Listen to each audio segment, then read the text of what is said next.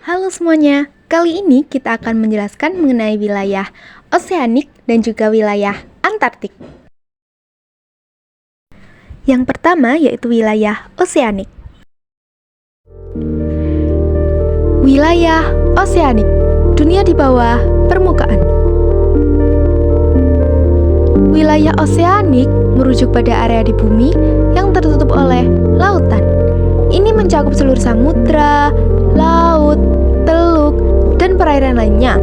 Wilayah ini sangat luas dan memiliki beragam karakteristik, mulai dari kedalaman yang ekstrim hingga kehidupan laut yang sangat beragam.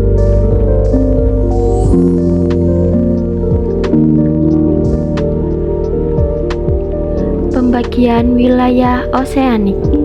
Secara umum, wilayah oseanik dibagi menjadi 5 samudra utama, yaitu pertama, Samudra Pasifik, samudra terbesar dan terdalam di dunia, membentang dari kutub utara hingga kutub selatan. Kedua, Samudra Atlantik, memisahkan benua Amerika dan Eurasia Afrika. Ketiga, Samudra Hindia, terletak di selatan Asia dan dibatasi oleh Afrika di barat dan Australia di timur. Keempat, Samudra Antartika, mengelilingi benua Antartika. Kelima, Samudra Arktik, terletak di sekitar kutub utara. Karakteristik wilayah oseanik. Yang pertama adalah kedalaman. Kedalaman samudra sangat bervariasi, mulai dari beberapa meter di dekat pantai hingga ribuan meter di palung laut. Yang kedua adalah salinitas. Kandungan garam dalam air laut membuat air laut memiliki rasa asin. Salinitas dapat bervariasi tergantung pada lokasi dan faktor lingkungan lainnya. Yang ketiga adalah arus laut. Arus laut adalah gerakan air laut dalam skala besar yang dipengaruhi oleh angin, rotasi bumi, dan perbedaan suhu dan salinitas. Yang keempat adalah kehidupan laut. Wilayah oseanik merupakan rumah bagi beragam makhluk hidup, mulai dari plankton, mikroskopis, hingga mamalia laut seperti paus dan lumba-lumba. Yang kelima adalah sumber daya alam. Samudra menyimpan berbagai macam sumber daya alam, seperti minyak bumi, gas alam, mineral, dan sumber makanan lainnya. Pentingnya wilayah oseanik. Yang pertama, mengatur iklim.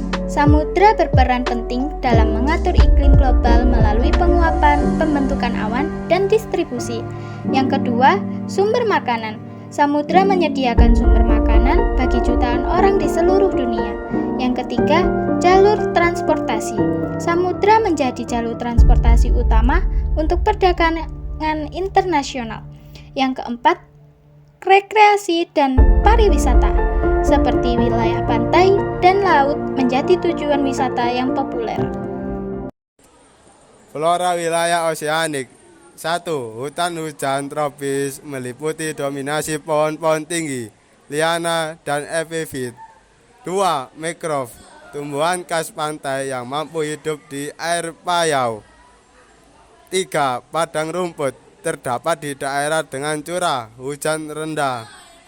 4. Hutan pinus. Fauna wilayah oseanik.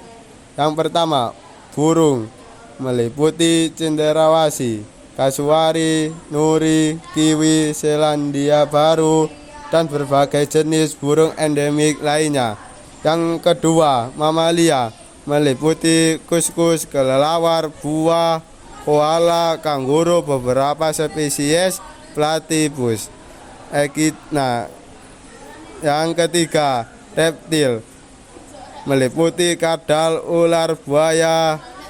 Yang keempat, amfibi, meliputi katak dan kodok. Fauna di dalam perairan wilayah oseanik meliputi paus, lumba-lumba, gurita, berbagai jenis ikan, mulai dari ikan kecil hingga ikan hiu, dan lain-lain. Banyak juga hewan yang jarang kita temui. Berikut contohnya. Antartika, benua terdingin dan terisolasi di bumi.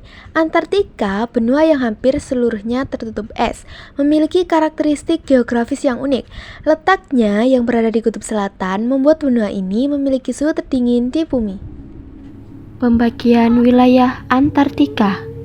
Secara garis besar, Antartika dibagi menjadi dua wilayah utama, yaitu pertama, Antartika Timur.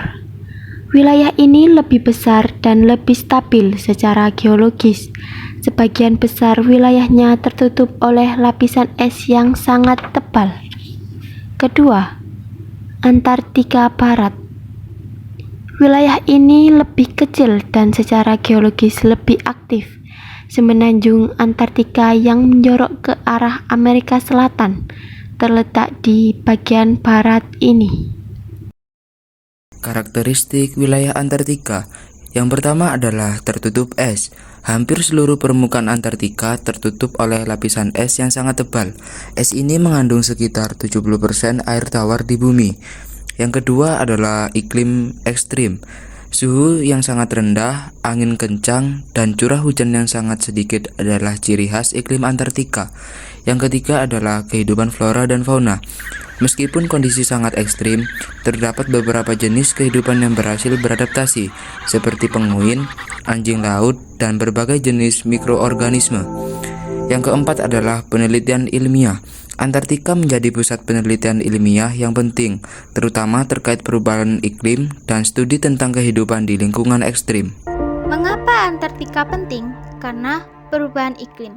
Antartika sangat sensitif terhadap perubahan iklim global.